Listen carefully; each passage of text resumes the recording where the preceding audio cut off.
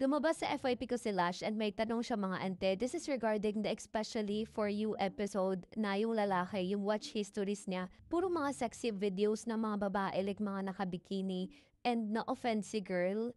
Kasi yung parang hindi niya ginagawa and hindi okay sa kanya, yung pala yung hinahanap ni guy, ganon. Conservative kasi si girl, iba usually yung mga host, nagdi-discussion talaga sila. And na-open up niya may vice na, is this considered as micro-cheating? Pag babae yung nanonood, like kunyari pag nanonood daw tayo kay Jungkook, ganyan, or nanonood tayo ng mga, yung mga actors na hinahangaan natin, ina-admire natin. Now, ang tanong ni Lash, is it fair ba talaga to compare yung admiration natin kina Jungkook, kina kung sino pa mga actors dyan na hinahangaan natin sa mga lalaking nanonood ng mga sexy videos, bikinis, thirst trap, or whatever sa online. Now, here's the thing. It's not fair kasi it's the intention kasi. Ako personally, yung mga ina-admire ko, mga actors lang talaga, mga celebrities talaga, kina Jericho Rosales, kina Piolo Pascual, ganun, ina-admire ko talaga sila. Sina Chayo Nubu, ganun, sila talaga.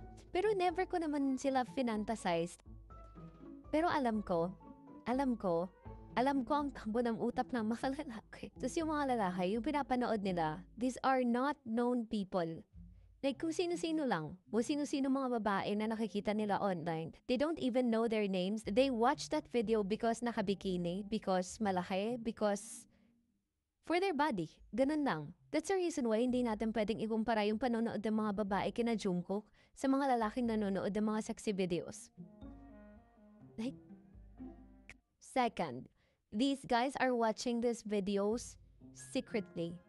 Tinatago nila to. They won't even dare to tell their girlfriends na nanonood sila ng mga ganito. Once you're hiding something, that only means that it's wrong. It's morally wrong. Kasi bakit may tatago kung hindi siya mali, di ba?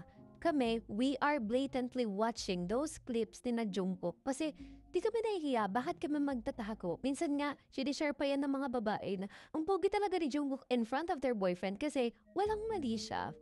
Wala. Micro-cheating is like hiding something from your partner. So it's not fair.